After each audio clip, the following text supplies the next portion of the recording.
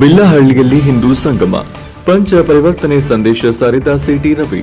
ಚನ್ನಗಿರಿ ಹಿಂದೂ ಸಂಗಮ ಆಯೋಜನಾ ಸಮಿತಿ ಚನ್ನಗಿರಿ ತಾಲೂಕಿನ ಮುದಿಗೇರಿ ಮಂಡಲದ ವತಿಯಿಂದ ಭಾನುವಾರ ಬಿಲ್ಲಹಳ್ಳಿ ಗ್ರಾಮದ ಶ್ರೀ ಆಂಜನೇಯ ಸ್ವಾಮಿ ದೇವಸ್ಥಾನ ಮುಂಭಾಗದಲ್ಲಿ ಹಿಂದೂ ಸಂಗಮ ಕಾರ್ಯಕ್ರಮ ಜರುಗಿತು. ಮುದಿಗೇರಿ ಮಂಡಲದ ಬಿಲ್ಲಹಳ್ಳಿ, ಬುಸ್ಸೇನಹಳ್ಳಿ, ಮುದ್ದೇನಹಳ್ಳಿ, ದೊಣ್ಣಿಹಳ್ಳಿ, ಮುಗಿದೇರಿ ಹಾಗೂ ತಿಮ್ಮಾಪುರ ಗ್ರಾಮಗಳ ಸಹಭಾಗಿತ್ವದಲ್ಲಿ ಕಾರ್ಯಕ್ರಮ ಆಯೋಜಿಸಲಾಗಿದ್ದು, ಮಧ್ಯಾಹ್ನ ಶೋಭಾಯಾತ್ರೆ ವಿಜೃಂಭಣೆಯಿಂದ ನಡೆಯಿತು. ಬಳಿಕ ಸಭಾ ಕಾರ್ಯಕ್ರಮ ಜರುಗಿತು. ಕಾರ್ಯಕ್ರಮದಲ್ಲಿ ದಿಕ್ಸೂಚಿ ಭಾಷಣಕಾರರಾಗಿ ಮಾತನಾಡಿದ ವಿಧಾನ ಪರಿಷತ್ ಸದಸ್ಯ ಸಿಟಿ ರವಿ ಅವರು ಭಾರತೀಯ ಸಂಸ್ಕೃತಿ, ಹಿಂದೂಗಳ ಐಕ್ಯತೆ ಹಾಗೂ ರಾಷ್ಟ್ರಭಕ್ತಿ ಮೌಲ್ಯಗಳ ಮಹತ್ವವನ್ನು ವಿವರಿಸಿದರು. ಜಗತ್ತಿನ ಅನೇಕ ಐತಿಹಾಸಿಕಗಳಲ್ಲಿ ರಾಜ್ಯಕ್ಕಾಗಿ ಯುದ್ಧಗಳು ನಡೆದಿರುವ ಉದಾಹರಣೆಗಳು ಇದ್ದರೂ ಭಾರತ ಸಂಸ್ಕೃತಿ, ಧರ್ಮ ಮತ್ತು ಮೌಲ್ಯಗಳನ್ನು ಉಳಿಸಿಕೊಳ್ಳಲು ತ್ಯಾಗ ಮಾಡಿದ ಮಹಾನ್ ಪರಂಪರೆ ಹೊಂದಿದೆ ಎಂದು ಹೇಳಿದರು. ರಾಮಾಯಣ ಮತ್ತು ಭಾರತ ಚಕ್ರವರ್ತಿ ಪರಂಪರೆಯನ್ನು ಉಲ್ಲೇಖಿಸಿ ಭಾರತೀಯ ಸಂಸ್ಕೃತಿಯ ವಿಶಿಷ್ಟತೆಯನ್ನು ಅವರು ವಿವರಿಸಿದರು. ಹಿಂದೂ ಸಮಾಜದಲ್ಲಿ ಐಕ್ಯತೆ ಅತ್ಯಗತ್ಯವಾಗಿದ್ದು, ರಾಷ್ಟ್ರೀಯ ಸ್ವಯಂ ಸೇವಕ ಸಂಘದ ಸ್ಥಾಪನೆಯ ಉದ್ದೇಶವು ಹಿಂದೂ ಸಮಾಜವನ್ನು ಸಂಘಟಿತಗೊಳಿಸುವುದೇ ಆಗಿತ್ತು ಎಂದು ತಿಳಿಸಿದರು. ಸಮಾಜದ ನಿರ್ಮಾಣದಲ್ಲಿ ಕುಟುಂಬದ ಪಾತ್ರ ಅತ್ಯಂತ ಪ್ರಮುಖವಾಗಿದ್ದು, ತಾಯಿ ಮೊದಲ ಗುರು ಎನ್ನುವ ಮೌಲ್ಯಗಳನ್ನು ಉಳಿಸಿಕೊಳ್ಳಬೇಕಾಗಿದೆ ಎಂದರು. ಕುಟುಂಬದಲ್ಲಿ ಮಕ್ಕಳಿಗೆ ಸಂಸ್ಕಾರ, ಜವಾಬ್ದಾರಿ ಮತ್ತು ಧಾರ್ಮಿಕ ಮೌಲ್ಯಗಳನ್ನು ಬೆಳೆಸುವ ಅಗತ್ಯವಿದೆ ಎಂದು ತಿಳಿಸಿದರು. ಈ ಸಂದರ್ಭದಲ್ಲಿ ಪಂಚ ಪರಿವರ್ತನೆಗಳ ಮಹತ್ವವನ್ನು ವಿವರಿಸಿದ ಅವರು ಪರಿಸರ ಸಂರಕ್ಷಣೆ, ನಾಗರಿಕ ಶಿಷ್ಟಾಚಾರ, ಸ್ವದೇಶಿ ಉತ್ಪನ್ನಗಳ ಬಳಕೆ ಸೇರಿದಂತೆ ಸಮಾಜ ಪರಿವರ್ತನೆಗೆ ಅಗತ್ಯವಾದ ಮೌಲ್ಯಗಳನ್ನು ಪಾಲಿಸಬೇಕೆಂದು ಕರೆ ನೀಡಿದರು. ಗ್ರಾಮಗಳ ಕೆರೆಗಳು ಮತ್ತು ಪ್ರಕೃತಿ ಸಂಪನ್ಮೂಲಗಳನ್ನು ರಕ್ಷಿಸುವ ಹೊಣೆಗಾರಿಕೆ ಪ್ರತಿಯೊಬ್ಬರ ಮೇಲಿದೆ ಎಂದು ಹೇಳಿದರು. ಸ್ವದೇಶಿ ಉತ್ಪನ್ನಗಳ ಬಳಕೆ ಹೆಚ್ಚಿದಾಗ ದೇಶದ ಆರ್ಥಿಕತೆ ಬಲವಾಗುತ್ತದೆ. ಸ್ವಾವಲಂಬಿ ಭಾರತ ನಿರ್ಮಾಣವಾದಾಗ ಮಾತ್ರ ಭಾರತ ವಿಶ್ವಗುರು ಸ್ಥಾನಕ್ಕೇರಲು ಸಾಧ್ಯ ಎಂದು ಅಭಿಪ್ರಾಯಪಟ್ಟರು. ಕಾರ್ಯಕ್ರಮದಲ್ಲಿ ಜೆಎಂ ವಿಶ್ವವಿದ್ಯಾಲಯ ದಾವಣಗೆರೆಯ ಇಂಜಿನಿಯರಿಂಗ್ ಶಾಲೆಯ ನಿರ್ದೇಶಕ ಡಾಕ್ಟರ್ ಪ್ರವೀಣ್ ಜೆ ಮುಖ್ಯ ಅತಿಥಿಯಾಗಿ ಭಾಗವಹಿಸಿದ್ದರು.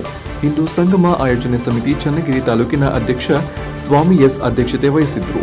ಕಾರ್ಯದರ್ಶಿ ಮಧುಸೂದನ್ ರಾವ್, ಚನ್ನಬಸಪ್ಪ ತುಮಕೂಸ್, ಅಧ್ಯಕ್ಷ ಎಚ್ಎಸ್ ಶಿವಕುಮಾರ್, ಜಿಲ್ಲಾ ಪಂಚಾಯಿತಿ ಮಾಜಿ ಅಧ್ಯಕ್ಷರುಗಳಾದ ಯಶೋದಮ್ಮ, ಬಂಚಳ ಟಿವಿ, ರಾಜು ಪಾಟೀಲ್, ಪುಷ್ಪಲತಾ, ಕಾರ್ಯಕರ್ತರುಗಳಾದ ಸಿದ್ದೇಶ್, ಓಂಕಾರಪ್ಪ, ಶಿವಲಿಂಗಪ್ಪ, ಆಲೇಶ್, ಮಲ್ಲಿಕಾರ್ಜುನ್, ಸಂಗಮ್ ಮುಂತಾದವರು ಉಪಸ್ಥಿತರಿದ್ದರು. ಈ ಕಾರ್ಯಕ್ರಮದಲ್ಲಿ ವಿವಿಧ ಗ್ರಾಮಗಳ ಹಿಂದೂ ಬಾಂಧವರು, ಯುವಕರು ಹಾಗೂ ಮಹಿಳೆಯರು ಹೆಚ್ಚಿನ ಸಂಖ್ಯೆಯಲ್ಲಿ ಭಾಗವಹಿಸಿದ್ದರು. ವರದಿ ದೇವರಾಜ್ ಕೆ ನಿಲಿಹಂಕಲು, ದಾವಣಗೆರೆ.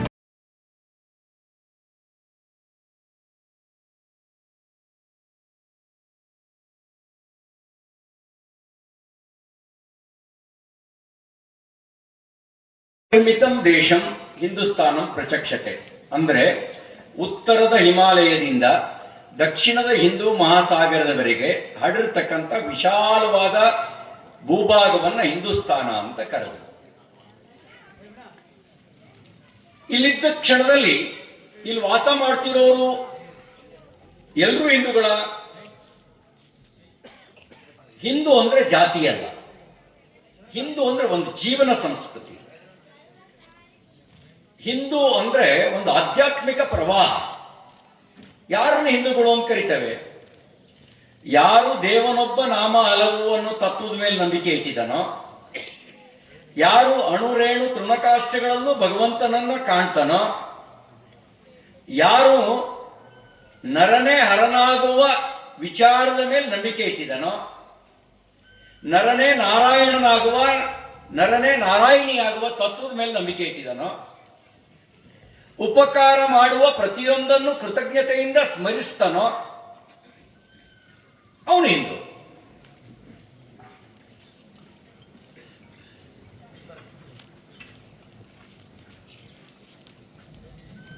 ಹೇಳ್ತಾನೆ, ಯಾರು ನಿನ್ನ ಪೂರ್ವಜರು ಅನ್ನೋದನ್ನ ಅವನು ತನ್ನ ಕವಿತೆಯ ಮೂಲಕ ನೆನಪು ಮಾಡ್ಕೊಳ್ತಾನೆ. ಅವನು ಹೇಳೋ ಮಾತೇನು ಅಂದ್ರೆ,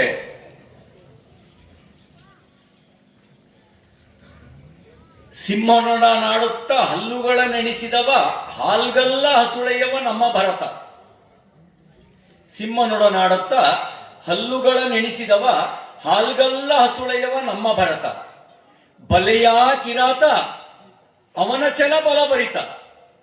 ಒಂದೊಂದು ಜೀವವು ಭರತ ಸಹಜಾತ. ಕಿರಾತ ಅಂತ ಯಾರಿಗೆ ಕರೆಯೋದು ಅಂದ್ರೆ, ಯಾರ ಆಕ್ರಮಣಕಾರಿಗಳಾಗಿ ಬಂದ್ರು ಅವರಿಗೆ ತನ್ನನ್ನ ತಾನು ಪರಿಚಯ ಮಾಡಿಕೊಳ್ಬೇಕಾದ್ರೆ ಯಾರು ಗೊತ್ತಾ? ನಮ್ಮ ಪೂರ್ವಜ ಭರತ, ಅವನಿಂದ ಭಾರತ. ಅವನು ಯಾರು ಅಂದ್ರೆ ಗಿಲ್ಲಿದಾಂಡ್ ಜೊತೆ ಆಟ ಆಡಿದವನಲ್ಲ, ಬುಗುರಿ ಆಟ ಆಡಿದವನಲ್ಲ, ಗೋಲಿ ಆಟ ಆಡಿದವನಲ್ಲ, ಕುರಿಮರಿ ಜೊತೆ ಆಟ ಆಡಿದವನು ಅಲ್ಲ, ಸಿಂಹದ ಜೊತೆಗೆ ಆಟ ಆಡಿದವನು, ಅದ್ರ ಹಲ್ಲುಗಳನ್ನು ಎಳೆಸ್ತಾ ಬೆಳೆದವನು. ಅಂತಹ ಸಾಹಸವಂತ ಭರತ ಇಲ್ಲಿರುವ ಒಂದೊಂದು ಜೀವವು ಅವನ ಸಹಜಾತ. ಹೀಗೆ ತನ್ನನ್ನು ತಾನು ಪರಿಚಯ ಮಾಡಿಕೊಳ್ತಾನೆ. ಸಾವಿರಾರು ಋಷಿ ಮನಿಗಳಿಂದ ಕೊಟ್ಟಂತ ಪರಂಪರೆಯ ವಾರಸುದಾರ ನಾವು. ಅಷ್ಟು ಮಾತ್ರ ಅಲ್ಲ, ಪಿತೃವಾಕ್ಯ ಪರಿಪಾಲನೆಗಾಗಿ ಒಂದು ಕ್ಷಣವೂ ತಡ ಮಾಡದೆ 14 ವರ್ಷ ವನವಾಸಕ್ಕೆ ತಯಾರಾಗಿ ನಿಂತ ರಾಮ ನಮ್ಮ ಪೂರ್ವಿಕ.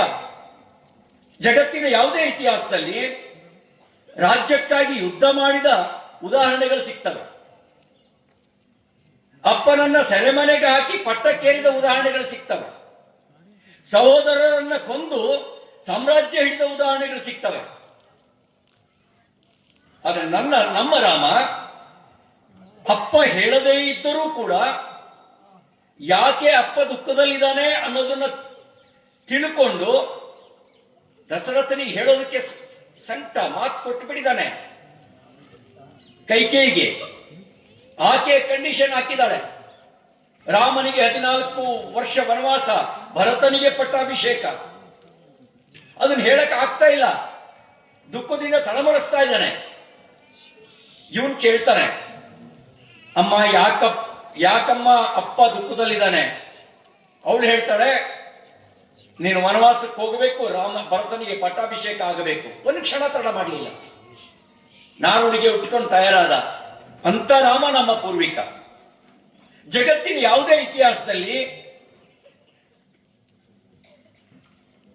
ಪರಮೋ ಧರ್ಮವ ಅನ್ನುವಂಥ ತತ್ವವನ್ನು ಹಿಡ್ಕೊಂಡು ಹೊರಟಂತ ಮಹಾವೀರನ ನಾಡು ಭಾರತ. ಅಣ್ಣ ಭರತ ಚಕ್ರವರ್ತಿಯನ್ನು ಗೆದ್ದ ನಂತರ ಕ್ಷಣ ಮಾತ್ರದಲ್ಲಿ ವೈರಾಗ್ಯ ಮೂಡಿ ಬಾಹುಬಲಿಯಾಗಿ ನಿಂತ ಆ ಬಾಹುಬಲಿಯ ನಾಡು ಭಾರತ. ಹೀಗೆ ಅದೆಷ್ಟೋ ಉದಾಹರಣೆಗಳು ಸಿಗ್ತವೆ. ಅಂತ ಒಂದು ಉದಾತ್ತ ಸಂಸ್ಕೃತಿ ನಮ್ದು. ಅಷ್ಟು ಮಾತ್ರ ಅಲ್ಲ, ಬೇರೆ ಬೇರೆ ಅನ್ಯ ಮತಗಳಲ್ಲಿ ಪುರುಷ ದೇವತೆಗಳು ಮಾತ್ರ ಸಿಗ್ತವೆ. ಅಲ್ಲ ಅಂದ್ರೆ ಪುರುಷ ದೇವತೆ. ಅಲ್ಲಿ ಸ್ತ್ರೀ ದೇವತೆಗಳ ಪರಿಕಲ್ಪನೆಗೆ ಜಾಗನೇ ಇಲ್ಲ. ಕ್ರಿಶ್ಚಿಯಾನಿಟಿನಲ್ಲಿ ಜೀಸಸ್ ಪುರುಷ ದೇವತೆ, ಅಲ್ಲಿ ಸ್ತ್ರೀ ದೇವತೆಗೆ ಕಲ್ಪನೆಗೆ ಜಾಗನೇ ಇಲ್ಲ. ಆದರೆ ನಮ್ಮಲ್ಲಿ ಶಿವ ಮತ್ತು ಶಕ್ತಿ ಒಂದಾಗಿ ಅರ್ಧನಾರೀಶ್ವರನಾಗಿ ಅವತಾರವೆತ್ತಿದ ಪುಣ್ಯಭೂಮಿ ಭಾರತ. ಅಷ್ಟು ಮಾತ್ರ ಅಲ್ಲ, ಸಂಕಷ್ಟ ಬಂದಾಗ ದುರ್ಗೆಯಾಗಿ, ಕಾಳಿಯಾಗಿ, ಅಷ್ಟು ಮಾತ್ರ ಅಲ್ಲ, ಸಮೃದ್ಧಿಗೆ ಲಕ್ಷ್ಮಿಯಾಗಿ, ಜ್ಞಾನಕ್ಕೆ ಸರಸ್ವತಿಯಾಗಿ ಈ ನಾಡನ್ನ ಮುನ್ನಡೆಸಿದಂತ ಸ್ತ್ರೀ ದೇವತೆಗೆ ಸ್ಥಾನ ಮಾತ್ರ ಅಲ್ಲ, ಅತ್ಯುನ್ನತ ಸ್ಥಾನ ಇರುವಂತ ನಾಡು ಭಾರತ. ಅಂತ ಭಾರತದ ಸಂಸ್ಕೃತಿಯನ್ನ ಒಳಗೊಂಡಿರ್ತಕ್ಕಂತಹ ನಾವು ಹಿಂದೂಗಳು.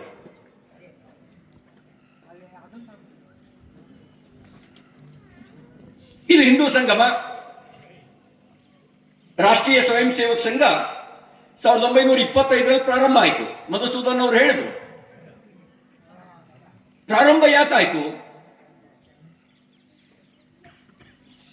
ಸ್ವತಂತ್ರಕ್ಕಾಗಿ ಹೋರಾಟ ಮಾಡ್ತಿದ್ದಂತ ಒಬ್ಬ ಡಾಕ್ಟ್ರು ಅವ್ರು ಯೋಚನೆ ಮಾಡ್ತಾರೆ, ಇಷ್ಟೊಂದು ಸಾಹಸವಂತರಿದ್ದಾರೆ ಈ ದೇಶದಲ್ಲಿ, ಇಲ್ಲಿ ಶೌರ್ಯಕ್ಕೆ ಕೊರತೆ ಇಲ್ಲ, 10 ತಲೆಮಾರುಗಳಿಂದ ದೇಶಕ್ಕಾಗಿ ಧರ್ಮಕ್ಕಾಗಿ ಜೀವನವನ್ನೇ ಸಮರ್ಪಣೆ ಮಾಡಿಕೊಂಡಂತ ಯೋಧರುಗಳ ಪರಂಪರೆಯೇ ಇದೆ ಈ ದೇಶದಲ್ಲಿ. ವಿಜಯ ಅಥವಾ ವೀರಸ್ವರ್ಗ ಅನ್ನುವ ಪರಿಕಲ್ಪನೆಯೊಂದಿಗೆನೆ ತನ್ನ ಬದುಕನ್ನ ಸಮರ್ಪಣೆ ಮಾಡಿದಂತ ವೀರರ ಪರಂಪರೆ ಇದೆ ಇಲ್ಲಿ.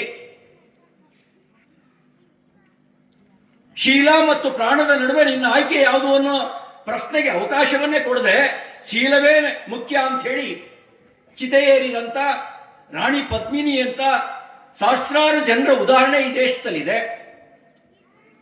ಇಲ್ಲಿ ಶೌರ್ಯಕ್ಕೆ ಕೊರತೆ ಇಲ್ಲ, ತ್ಯಾಗಕ್ಕೆ ಕೊರತೆ ಇಲ್ಲ. ಸಮೃದ್ಧಿ ಯಾವತ್ತೂ ದೇಶವನ್ನು ಬಿಟ್ಟು ಹೋಗಿರಲಿಲ್ಲ. ಯಾಕೆ ನಾವು ಪರಕೀಯರ ದಾಸ್ಯಕ್ಕೆ ಒಳಗಾದ್ವಿ? ಅದಕ್ಕೆ ಕಾರಣ ಏನು?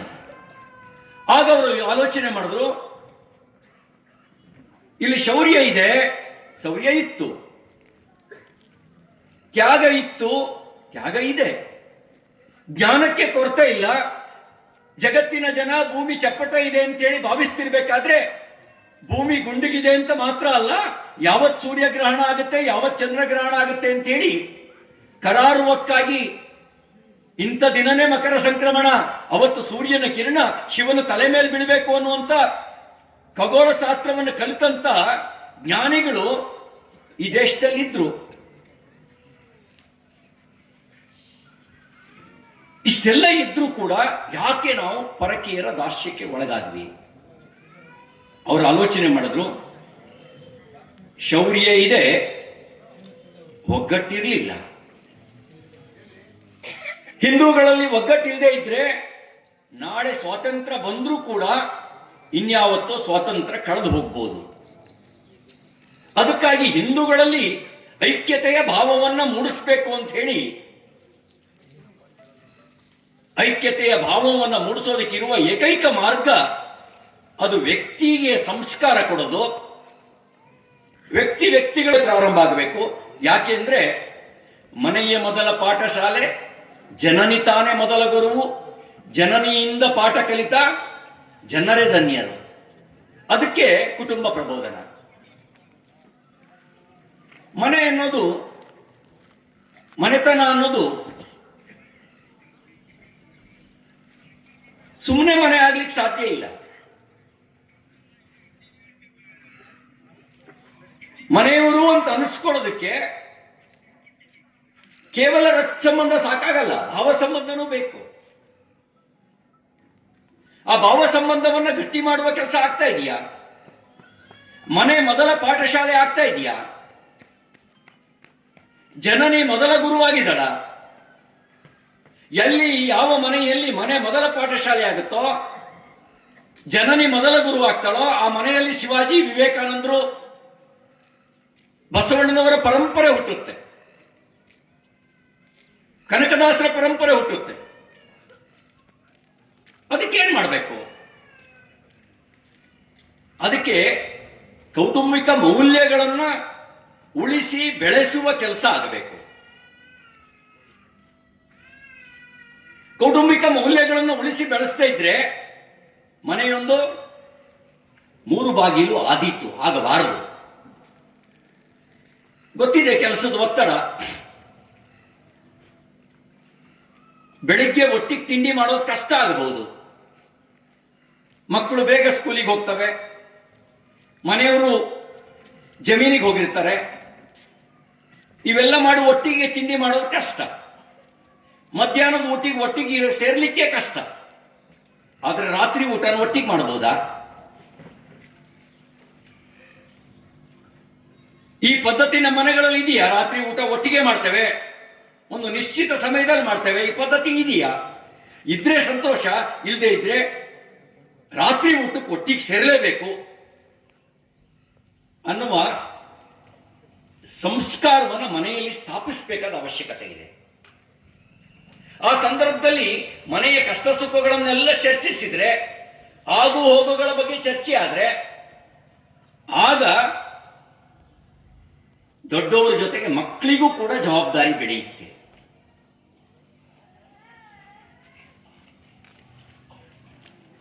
ಅಣ್ಣ ತಮ್ಮ ಬೇರೆ ಬೇರೆ ಇದ್ದೀವಿ, ಯಾವುದೋ ಉದ್ಯೋಗ ನಿಮಿತ್ತ ಇನ್ನೊಂದು ಊರಲ್ಲಿದ್ದಾರೆ. ನಾವು ದೀಪಾವಳಿ ಹಬ್ಬ ಒಬ್ಬರ ಮನೆಯಲ್ಲಿ ಎಲ್ಲ ಕುಟುಂಬಸ್ಥರು ಒಟ್ಟಿಗೆ ಸೇರಿ, ಸಂಕ್ರಾಂತಿ ಒಂದ್ ಕಡೆಗೆ, ಶಿವರಾತ್ರಿ ಒಂದ್ ಕಡೆಗೆ ಮಾಡಬಹುದಾ? ಹಾಗೆ ಮಾಡಿದ್ರೆ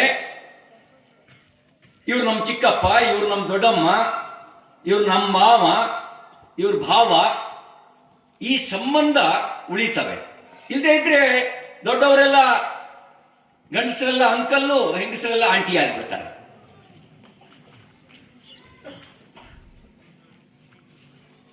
ಮನೆ ಅಂದ ತಕ್ಷಣನೇ ಮನೆಗೆ ಒಂದು ಕುಲದೇವರಿದ್ದಾರೆ. ವರ್ಷಕ್ಕೊಮ್ಮೆ ಆದ್ರೂ ಇಡೀ ಮನೆಯವರೆಲ್ಲ ಸೇರಿ ಕುಲದೇವರ ಗುಡಿಗೆ ಹೋಗ್ತೇವಾ? ಅಡಿ ಇಟ್ಟ ನರ ನಿಂದು ಅಂತರವ ತೋರುವುದು ತರವೇ, ಪ್ರಾಣಿ ಪಕ್ಷಿಯೊಳಿನಿತು ಐಕ್ಯಮತ್ಯದ ಭಾವ, ಸಣ್ಣಿರುವೆ ತೆರೆಸೀತೆ ಕಣ್ಣ, ಅಣು ಅಣುವ ಸೃಷ್ಟಿ ಮಾಡಿರಲು ಮಹಾದೇವ, ಮತ್ತೇಕೆ ಅಸ್ಪೃಶ್ಯ ವರ್ಣ ಅಂತ ಕೇಳ್ತಾನೆ. ಇಡೀ ಜಗತ್ತನ್ನು ಸೃಷ್ಟಿ ಮಾಡಿರೋದು ಮಹಾದೇವ ಅಂತ ನಂಬ್ತೇವೆ ನಾವು. ಅಣು ಅಣುವನ್ನು ಸೃಷ್ಟಿ ಮಾಡಿರೋದು ಭಗವಂತ. ಎಲ್ಲರ ಅಸ್ಪೃಶ್ಯತೆ ಸಮಾಜವನ್ನು ಹೊಕ್ಕಿಬಿಟ್ಟಿದೆ.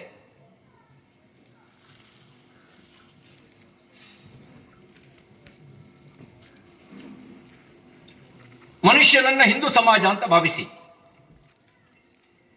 ಕೈ ಹೆಸರು ಬೇರೆ, ಮಾಡೋ ಕೆಲಸನೇ ಬೇರೆ. ಕಿವಿ ಹೆಸರು ಬೇರೆ, ಅದ್ರ ಕೆಲಸನೇ ಬೇರೆ. ಕಣ್ಣು ಅದ್ರ ಹೆಸರು ಬೇರೆ, ಅದು ಮಾಡುವ ಕೆಲಸನೇ ಬೇರೆ. ಬಾಯಿ ಮಾತಾಡುತ್ತೆ, ಕಾಲು ಹೊತ್ಕೊಂಡು ಓಡಾಡುತ್ತೆ. ಇವುಗಳ ನಡುವೆ ಒಂದು ಶಾರೀರಿಕ ಸಂಬಂಧ ಇದೆಯಾ ಇಲ್ವೋ? ಅಂಗಾಂಗ ಭಾವ ಸಂಬಂಧ ಇದೆಯಾ ಇಲ್ವೋ? ಅಂಗಾಂಗ ಭಾವ ಸಂಬಂಧ ಇರೋ ಕಾರಣಕ್ಕೆ ಕಾಲಿಗೆ ಮುಳ್ಳು ಹೊಕ್ಕಿದ ಮರುಕ್ಷಣದಲ್ಲಿ ನರ ಮೆದುಳಿಗೆ ಸಂದೇಶ ಕೊಡುತ್ತೆ. ಇಡೀ ಶರೀರ ನೋವು ಅನುಭವಿಸುತ್ತೆ. ಕಣ್ಣು ಒಂದು ಕ್ಷಣನೂ ತಡ ಮಾಡದೆ ಹೊಕ್ಕಿರುವ ಮುಳ್ಳನ್ನು ಪತ್ತೆ ಹಚ್ಚುವ ಕೆಲಸ ಮಾಡುತ್ತೆ. ತನ್ನ ನೋವನ್ನು ವ್ಯಕ್ತಪಡಿಸೋದಕ್ಕೆ ಕಣ್ಣಲ್ಲಿ ನೀರು ಸೂಸುತ್ತೆ. ಕೈ ಮಿಂಚಿನ ವೇಗದಲ್ಲಿ ಮುಳ್ಳನ್ನು ಕಿತ್ತು ಹಾಕುವ ಪ್ರಯತ್ನ ಮಾಡುತ್ತೆ. ಒಂದು ವೇಳೆ ಈಗ ಆಗದೆ ಕಾಲಿಗೆ ತಾನೇ ಮುಳ್ಳು ಹೊಕ್ಕಿದ್ದು, ಇಡೀ ಶರೀರ ನಾನೇ ಹೊತ್ಕೊಂಡು ಓಡಾಡ್ತೀನಿ, ನಾನಿಲ್ಲದೆ ಇದ್ರೆ ನೀವು ಎಲ್ಲೂ ಹೋಗಕ್ಕಾಗಲ್ಲ ಅಂತ ಗಾಂಚಲಿ ಮಾಡ್ತಾ ಇತ್ತು, ಹಿಂಗಾಗಿದ್ದೇ ಒಳ್ಳೇದಾಯ್ತು ಅಂತ ನರ ಮೆದುಳಿಗೆ ಸಂದೇಶ ಕೊಡದೇ ಇದ್ರೆ, ಕೈ ಸ್ಟ್ರೈಕ್ ಮಾಡಿದ್ರೆ, ಕಣ್ಣು ಅಸಹಕಾರ ಚಳವಳಿ ಮಾಡಿದ್ರೆ, ಕಾಲಿಗೆ ಹೊಕ್ಕ ಮುಳ್ಳು 4 ದಿನಕ್ಕೆ ಭಾವ ಆಗುತ್ತೆ, ಕೀವು ತುಂಬಿಕೊಳ್ಳುತ್ತೆ. ಆಗಲೂ ನಿರ್ಲಕ್ಷ್ಯ ಮಾಡಿದರೆ ಗ್ಯಾಂಗ್ರೀನ್ ಆಗತ್ತೆ. ಆಗಲೂ ನಿರ್ಲಕ್ಷ್ಯ ಮಾಡಿದ್ರೆ ವಿಷವೇರಿ ಮನುಷ್ಯ ಸತ್ತೋಗ್ತಾರೆ. ಇದನ್ನು ಹಿಂದೂ ಸಮಾಜಕ್ಕೆ ಹೋಲಿಸಿ. ಜಾತೀಯತೆ ಮತ್ತು ಅಸ್ಪೃಶ್ಯತೆ ಎನ್ನುವಂಥ ಮುಳ್ಳು ಸಮಾಜವನ್ನು ಹೊಕ್ಕಿದೆ. ಅದನ್ನು ತೆಗಿಬೇಕಾಗಿರೋ ಜವಾಬ್ದಾರಿಯನ್ನು ನಾವು ನಿರ್ವಹಿಸದೇ ಇದ್ರೆ ಅದು ಗ್ಯಾಂಗ್ರೀನ್ ಆಗಿ ವಿಷವೇರಿ ಹಿಂದೂ ಸಮಾಜವನ್ನು ಕೊಲ್ಲುತ್ತೋ ಇಲ್ವೋ? ಹಿಂದೂ ಸಮಾಜವನ್ನು ಕೊಂದ್ರೆ ಕೈ ಬದುಕಕ್ಕೆ ಸಾಧ್ಯನಾ? ಕಣ್ಣು ಬದುಕೋಕೆ ಸಾಧ್ಯನಾ? ಕಾಲು ಉಳಿಯೋಕೆ ಸಾಧ್ಯನಾ? ಹಾಗಿದ್ರೆ ಏನ್ ಮಾಡಬೇಕು? ಇದನ್ನೇ ಹೇಳಿದ್ದು ಬಸವಣ್ಣವರು, ಇವನಾರವನೆಂದೆಣಿಸದಿರಯ್ಯ, ಇವ ನಮ್ಮವನೆಂದೆಣಿಸಯ್ಯ, ಮನೆಯ ಮಗನೆಂದೆಣಿಸಯ್ಯ, ಕೂಡಲ ಸಂಗಮ ದೇವ. ಎಚ್ಚರಿಸುವ ಪ್ರಯತ್ನವನ್ನ ಎಲ್ಲ ಜ್ಞಾನಿಗಳು ಮಾಡಿದ್ದಾರೆ. ಸರ್ವಜ್ಞ ಹೇಳ್ತಾರೆ, ಇರುವುದೊಂದೇ ಭೂಮಿ, ಕುಡಿಯುವುದೊಂದೇ ನೀರು, ಸುಡುವಗ್ನಿಯೊಂದೇ ಇರುತ್ತಿರಲು, ನಡುವೆ ಭೇದ ಎತ್ತಣದು ಸರ್ವಜ್ಞ ಅಂತ ಕೇಳ್ತಾರೆ. ಕನಕದಾಸ್ ಹೇಳಿದ್ರು, ಕುಲವೆಂದು ಬಡಿದಾಡದಿರಿ, ಕುಲದ ನೆಲೆಯೇನೇನಾದರೂ ಬಲ್ಲಿರಾ ಅಂತ ಪ್ರಶ್ನಿಸ್ತಾರೆ.